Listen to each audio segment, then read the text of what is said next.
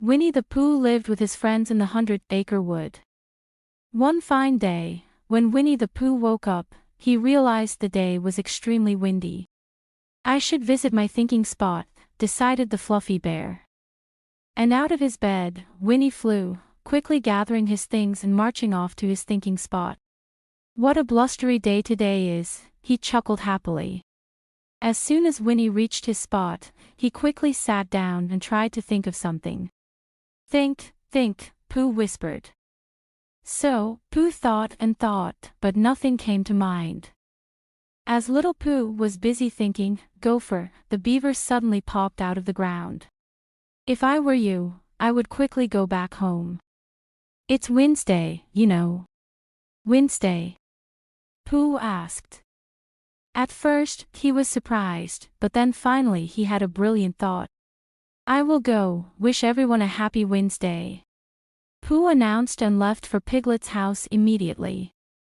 Pooh found Piglet sweeping away the fallen leaves on this blustery day.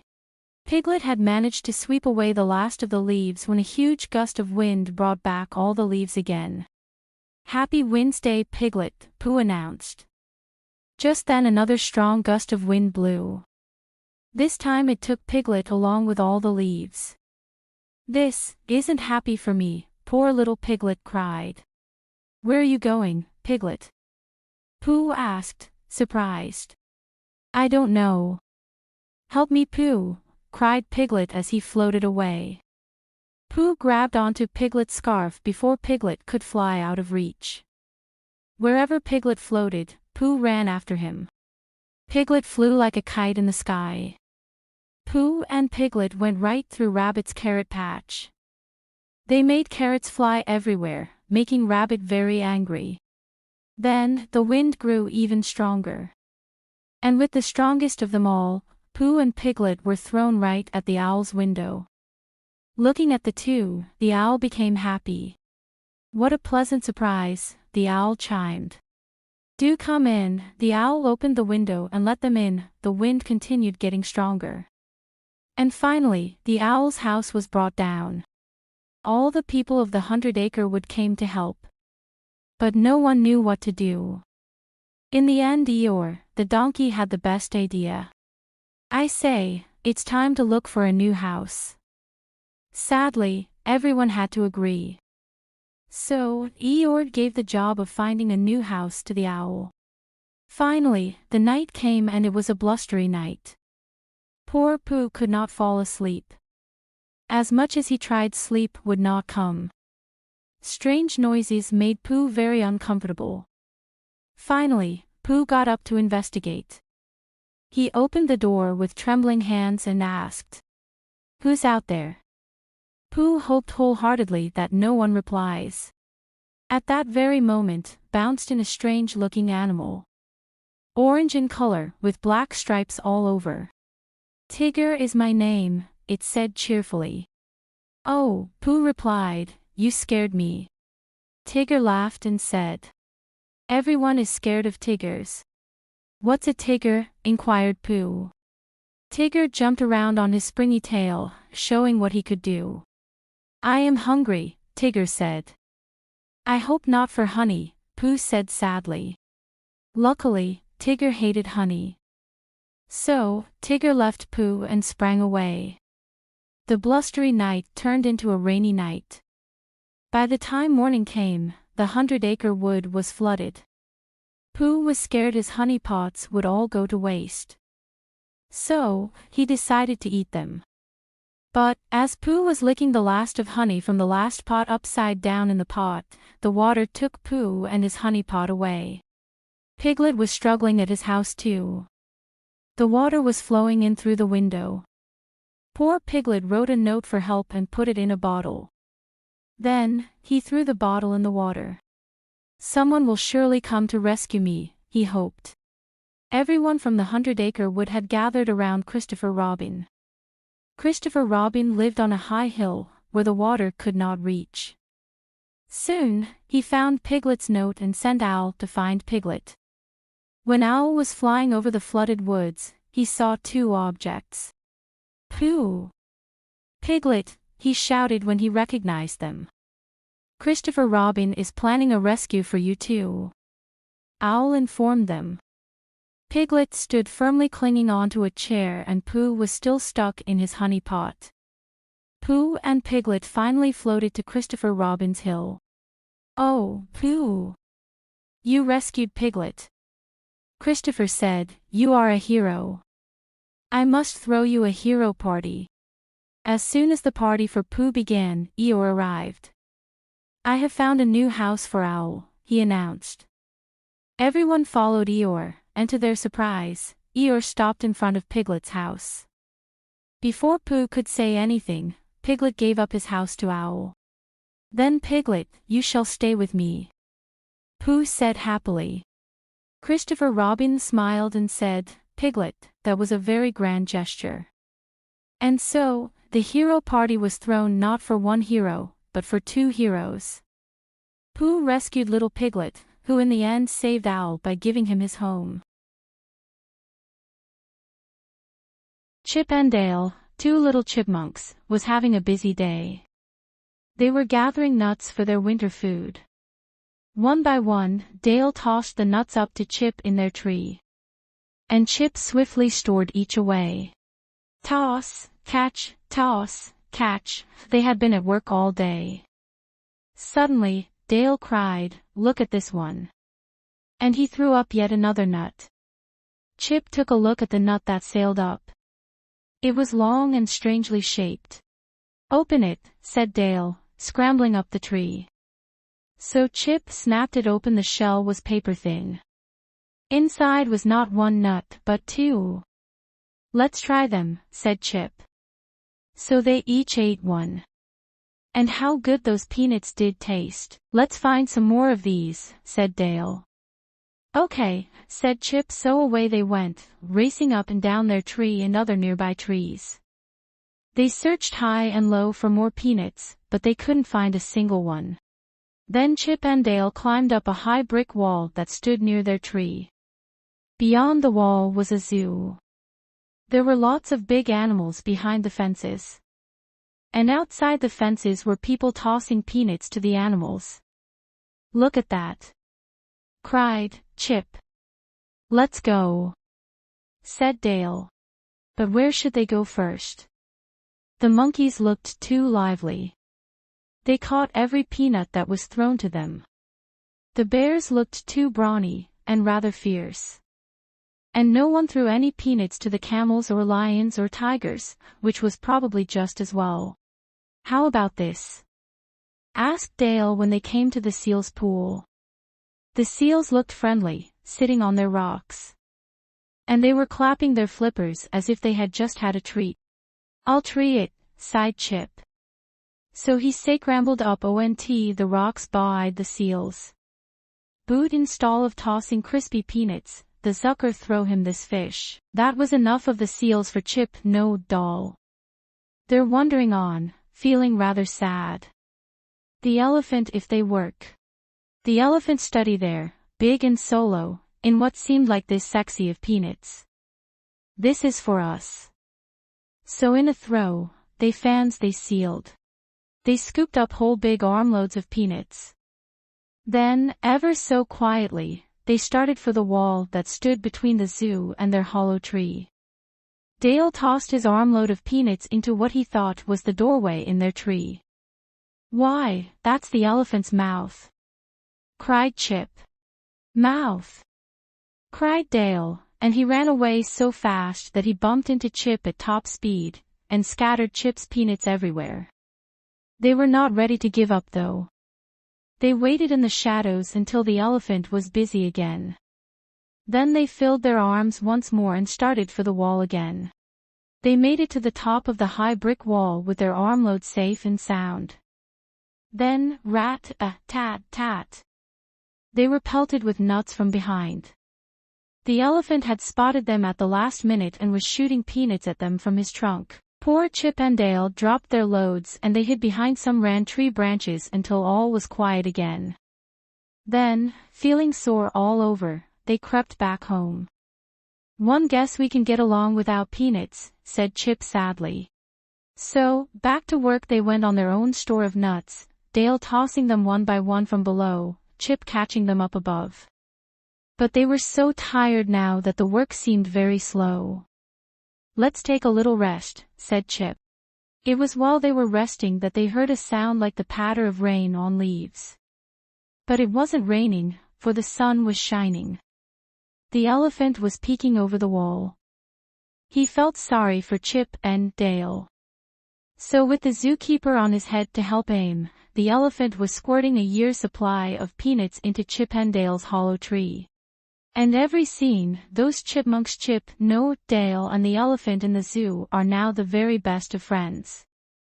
Just think of that. Long ago, in the city of Baghdad, there lived a man named Sinbad the Hamal.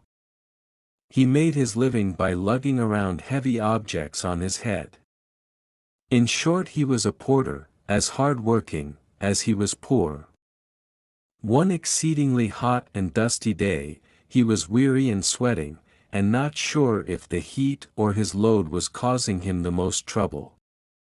He staggered past the entrance of a wealthy merchant's house.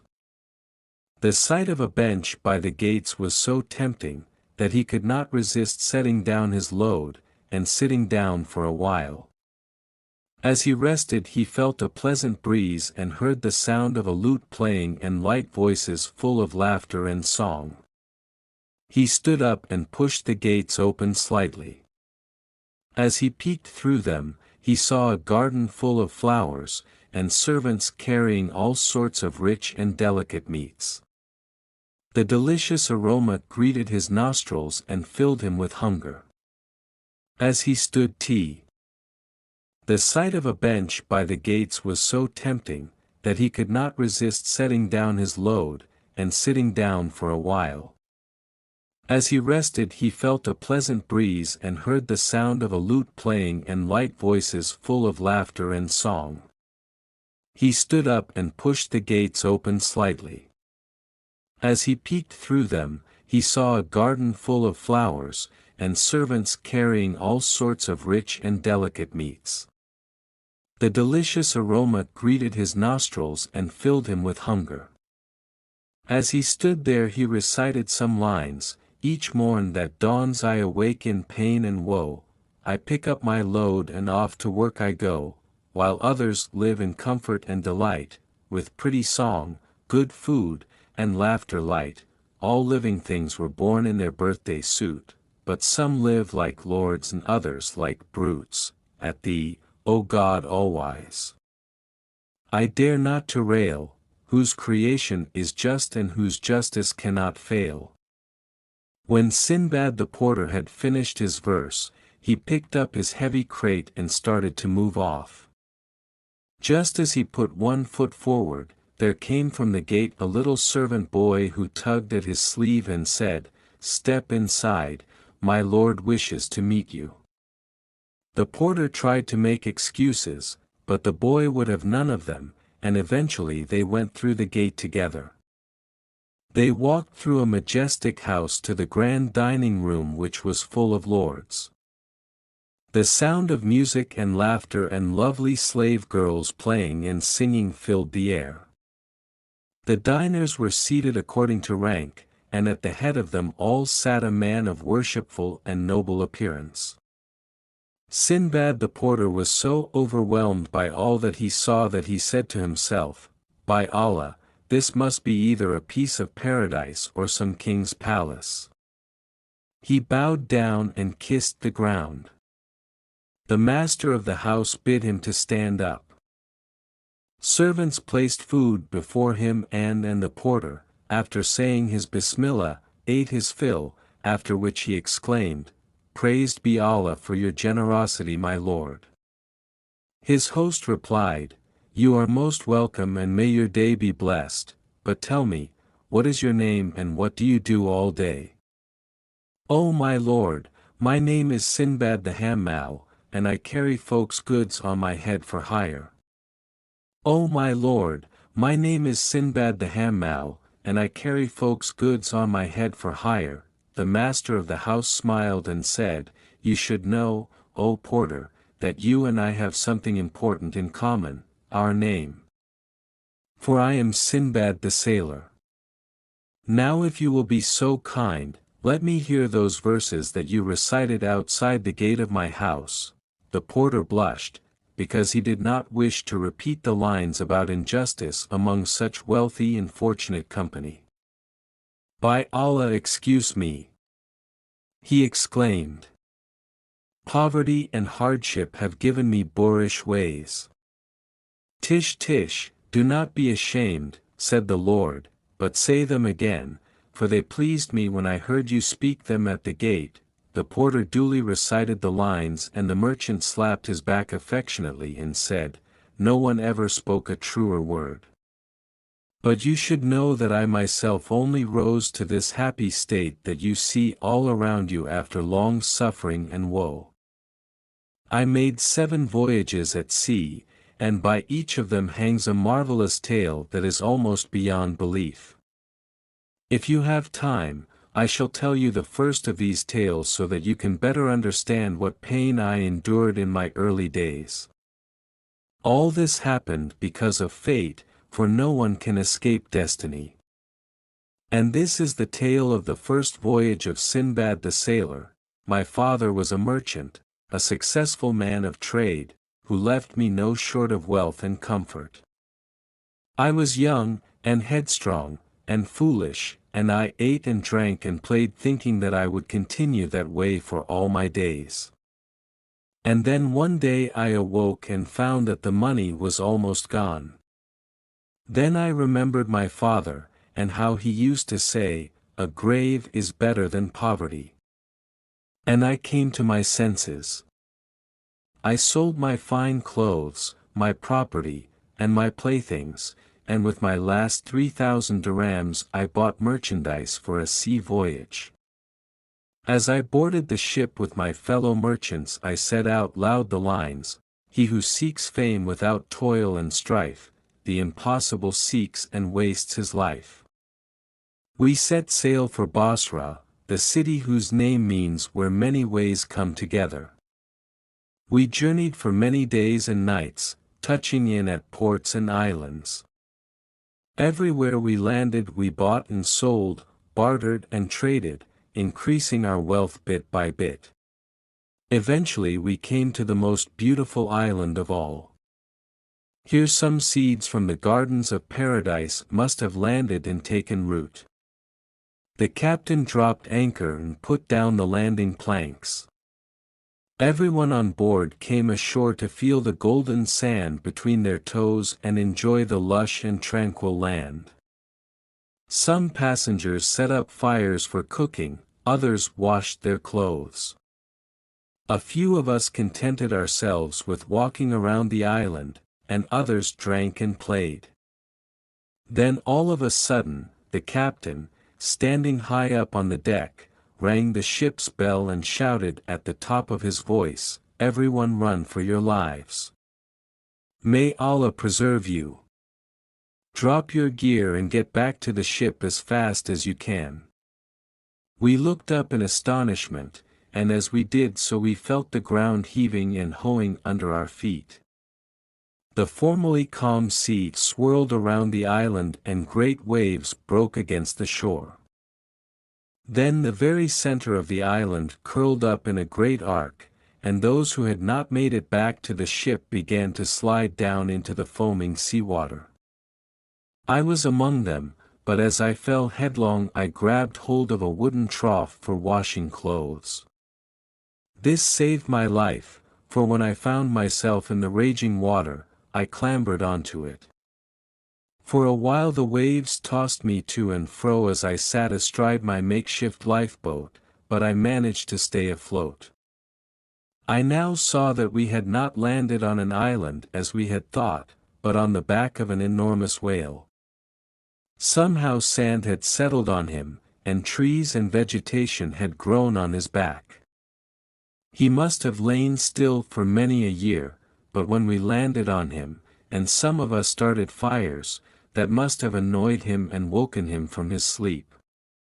He flipped his tail and thrashed the water, and a great wave picked me up and washed me further away.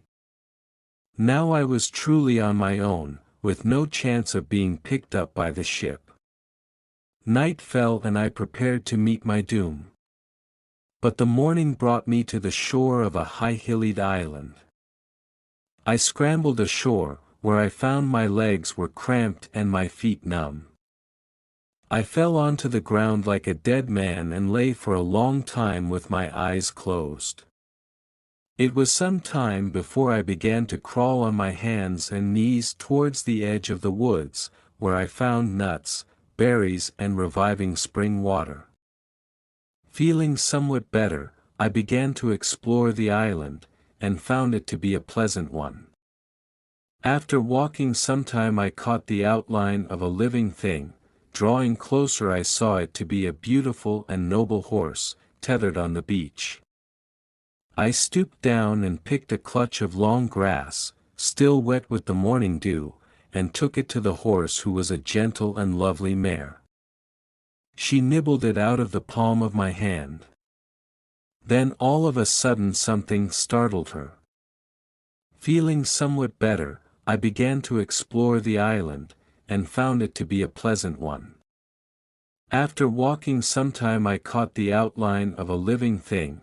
Drawing closer I saw it to be a beautiful and noble horse, tethered on the beach. I stooped down and picked a clutch of long grass, still wet with the morning dew, and took it to the horse, who was a gentle and lovely mare. She nibbled it out of the palm of my hand. Then all of a sudden something startled her. She neighed and pulled at her rope. Looking round, I saw, emerging from the waves, a giant horse, a white sea stallion, who was coming for the mare. I was as startled as the mare by this impossible creature, and I ran back for cover of the woods. From there, I saw that the stallion had taken the mare's rope in his mouth and was dragging her into the sea, where she would surely drown. This sight filled my heart with pity. I picked up a stick and ran back to the beach, where I began to beat the sea stallion around the head.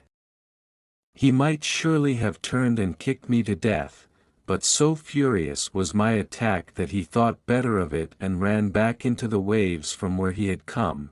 The mare was still frisking to and fro with fright, but I took the rope and calmed her down. A few minutes later I was joined on the beach by a man who called out to me, "Who are you and where are you from?" "My lord," I replied, "I am Sinbad the sailor, whose ship landed on the back of a great whale, and who would have drowned had not Allah preserved me and sent me a wooden trough, clinging to which I was washed ashore here on this lovely island. And now I have told you who I am, please return the favor and tell me who you are." He replied, "I am one of the king's grooms, and I look after his favorite mare whom you just saved from being dragged into the sea and drowned by the sea stallion. And this encounter proved to be my great fortune, for the groom led me to the capital city and the palace. Here I had the honor of meeting King Mirjan, and when I had told him my story he marveled and said, 'By Allah, you have indeed been miraculously preserved. The fates must have decreed a long life for you, or you would have surely been drowned 1,000 times over. You are one who is blessed by Allah your safety.' Believing me to be favored by God, he treated me kindly. Indeed, he gave me a lucrative job as master of his port and registrar of all the ships that were put in there. One day, the very same ship that I had sailed in visited the island. The captain immediately recognized me and embraced me in his arms. 'Your goods are still safe in the hull of my ship,' he said. This was the most unexpected good news, thanks be to Allah. I offered the goods as a gift to King Mirjan, who had shown me such good favor. In return he made me a gift of treasure that was worth 20 times its value. We sailed to Basra, where I increased the value of my goods another tenfold in the marketplace. And so I returned to Baghdad as a wealthy man. I bought this palace, and many servants, and set up a great establishment, and soon began to forget all that I had suffered. This then is my first miraculous story. Tomorrow I shall tell you the tale of my second of 7 voyages, if you will return to my house. And so saying, Sinbad the sailor gave Sinbad the porter 100 gold coins for his time, and the porter left for his humble home, pondering his great good fortune. Once upon a time there lived a poor widow and her son Jack. One day, Jack's mother told him to sell their only cow. Jack went to the market and on the way he met a man who wanted to buy his cow. Jack asked, "What will you give me in return for my cow?" The man answered, "I will give you 5 magic beans." Jack took the magic beans and gave the man the cow. But when he reached home, Jack's mother was very angry. She said, "You fool! He took away your cow and gave you some beans." She threw the beans out of the window. Jack was very sad and went to sleep without dinner. The next day, when Jack woke up in the morning and looked out of the window, he saw that a huge beanstalk had grown from his magic beans. He climbed up the beanstalk and reached a kingdom in the sky. There lived a giant and his wife. Jack went inside the house and found the giant's wife in the kitchen. Jack said, "Could you please give me something to eat? I am so hungry." The kind wife gave him bread and some milk. While he was eating, the giant came home. The giant was very big and looked very fearsome. Jack was terrified and went and hid inside. The giant cried, "Fee-fi-fo-fum, I smell the blood of an Englishman. Be he alive, or be he dead, I'll grind his bones to make my bread." The wife said, "There is no boy in here."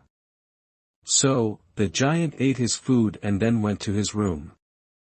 He took out his sacks of gold coins, counted them and kept them aside. Then he went to sleep. In the night, Jack crept out of his hiding place, took 1 sack of gold coins and climbed down the beanstalk. At home, he gave the coins to his mother. His mother was very happy and they lived well for some time. Climbed the beanstalk and went to the giant's house again. Once again, Jack asked the giant's wife for food, but while he was eating the giant returned. Jack leapt up in fright and went and hid under the bed. The giant cried, "Fee-fi-fo-fum, I smell the blood of an Englishman. Be he alive, or be he dead, I'll grind his bones to make my bread." The wife said, "There is no boy in here." The giant ate his food and went to his room. There, he took out a hen. He shouted, "Lay," and the hen laid a golden egg. When the giant fell asleep, Jack took the hen and climbed down the beanstalk. Jack's mother was very happy with him. After some days, Jack once again climbed the beanstalk and went to the giant's castle. For the 3rd time, Jack met the giant's wife and asked for some food. Once again, the giant's wife gave him bread and milk. But while Jack was eating, the giant came home. "Fee-fi-fo-fum, I smell the blood of an Englishman. Be he alive, or be he dead, I'll grind his bones to make my bread," cried the giant. "Don't be silly. There is no boy in here," said his wife. The giant had a magical harp that could play beautiful songs. While the giant slept, Jack took the harp and was about to leave. Suddenly, the magic harp cried, "Help, master! A boy is stealing me." The giant woke up and saw Jack with the harp. Furious, he ran after Jack. But Jack was too fast for him. He ran down the beanstalk and reached home. The giant followed him down. Jack quickly ran inside his house and fetched an axe. He began to chop the beanstalk. The giant fell and died. Jack and his mother were now very rich and they lived happily ever after. A long time ago, in a land not so very far away, lived a little girl named Marie. Marie loved to play games and dance and draw pretty pictures. But, most all more than anything else, Marie loved Christmas. One year, on Christmas Eve, Marie's father and mother had a party. Everyone in the village was there. There were music and dancing and all sorts of games and magic tricks. A huge tree filled the room and glittered with sparkling lights and tinsel. Beneath the tree, in all shapes and colors, were the presents. When the time came to open them, the children quickly tore away the bright paper. What treasures they found! There were shiny brass trumpets and big fuzzy bears, lovely china dolls and bright tin soldiers. It was truly a wonderful Christmas. And yet, the most wonderful part was still to come. Marie had a godfather. His name was Herr Drosselmeyer. Herr Drosselmeyer was a very unusual man. He wore a black patch over his right eye, and his long white hair stuck out wildly from his head. And Herr Drosselmeyer also had a very special skill. He was an excellent toy maker. This Christmas, Herr Drosselmeyer was bringing a special present just for Marie. All the other gifts had already been opened. The guests were eating cakes and candies. The children were playing with their new toys. When Herr Drosselmeyer suddenly appeared, the children were afraid, all except Marie. Happily, she ran to give him a hug. And then, he presented her with the best present of all. What did you get? The children crowded around as Marie quickly opened the small box. Oh, sighed Marie. What a lovely little man. The little man was a nutcracker. He was dressed as a soldier. His mouth opened and closed. And his teeth were strong enough to crack the hardest of nuts. He looked so real, cried the children. It was true. The nutcracker did look real. And yet, he was only made of wood. Then something awful happened. Fritz, Marie's brother, grabbed the nutcracker and ran off. Marie took off after him. In the excitement, Fritz dropped the little man. Oh, no, cried Marie. He's broken. Sure enough, the little nutcracker's jaw had snapped. Marie was heartbroken. Come now, my child, said Herr Drosselmeyer. He'll be all right. See, I'll just wrap my handkerchief around his head to keep his mouth shut. Don't worry. He'll be as good as new in the morning. With that, the old man scooped up the broken toy. He placed it in a tiny bed just the right size for a nutcracker. Marie sniffled a bit more, but she felt better. Somehow. She knew Herr Drosselmeyer was right. As the hour grew late, the guests said good night. And one by one, they left. Marie went upstairs to bed. So did her parents and her brother Fritz. The house became quite still. But Marie couldn't sleep. Silently, she tiptoed down the stairs to take another peek at her nutcracker. Marie began to feel a bit uneasy. It was dark downstairs, and very quiet and still. The tree looked so big. And the toys looked so real. Just then the clock struck midnight. Quickly, Marie turned around. And there, perched on top of the clock, was an owl. And somehow, the owl looked very much like Herr Drosselmeyer.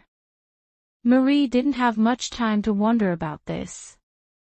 All sorts of strange things were happening at once. The Christmas tree grew taller and taller. The room grew larger. And the toys, scattered about the tree, began to move. The soldiers and the dolls and even the Nutcracker were all coming to life. Marie could hardly believe her eyes. But that wasn't all. She heard strange squeaks and creaks and rustling noises. Suddenly, an army of giant gray mice appeared. Now Marie was really frightened. The Nutcracker quickly sprang into action. He grabbed a toy sword and led his army of tin soldiers against the mice. It was a fierce battle. The tin soldiers fought bravely. And so did the mice. Screech! Marie heard a sharp whistle. The battle stopped. Everyone turned to see what the noise was. And there, at the foot of the tree, was the most curious creature Marie had ever seen. It was a giant mouse much bigger than any of the others. And, instead of one head, it had 7, each wearing a tiny golden crown. This was the Mouse King. The Mouse King challenged the Nutcracker to a duel. What a horrible sight! The Nutcracker fought as best he could. But the ugly beast seemed to be everywhere at once.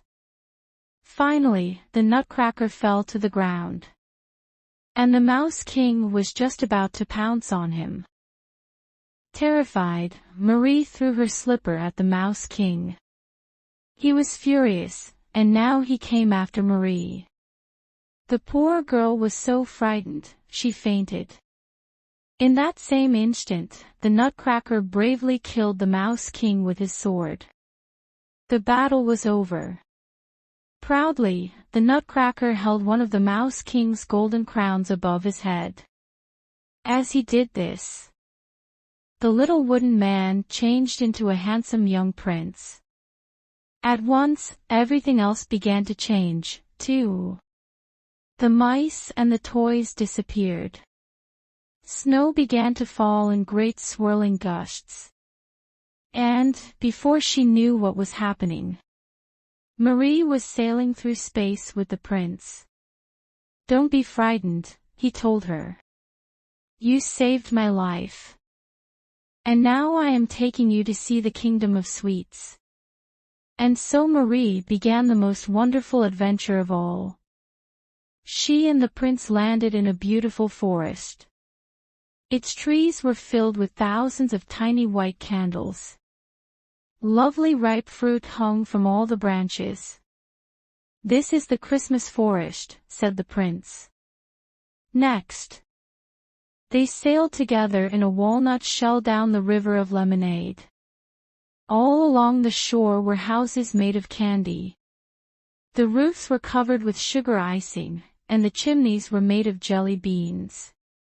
"This is all part of the magic land ruled by the Sugar Plum Fairy," explained the prince. As he spoke, they came to a magnificent palace. It was made completely of spun sugar. Just then, the Sugar Plum Fairy appeared. She was delighted to see them. "Come inside," she said. After she had heard the story of their battle with the Mouse King, she said, "We shall celebrate your victory." Inside the palace, tables were filled with every kind of sweet. There were chocolates and nougats and bonbons of all sizes and flavors. And then, the Sugar Plum Fairy danced for them. What a wonderful dance it was! Marie and the prince joined in. And, finally, all the sweets and bonbons got up and danced with them. Marie wished she could stay forever. But soon it was time to leave. A lovely white sleigh appeared. It was pulled by magic reindeer. As Marie and the prince climbed in, the reindeer flew into the sky. Marie waved goodbye to the dancing Kingdom of Sweets. And away she sailed into the snowy night. Marie climbed higher and higher into the sky. The snow grew thicker and thicker. Everything was white, and Marie felt so sleepy. On Christmas morning, Marie awoke. There she was in her very own bed. The day she loved more than any other had finally come. Quickly, Marie raced downstairs to see the tree. And there, in his own little bed, lay the Nutcracker. He was just as she had left him, only he hasn't broken anymore. He was as good as new, just as her Drosselmeyer had promised. What a wonderful Christmas surprise!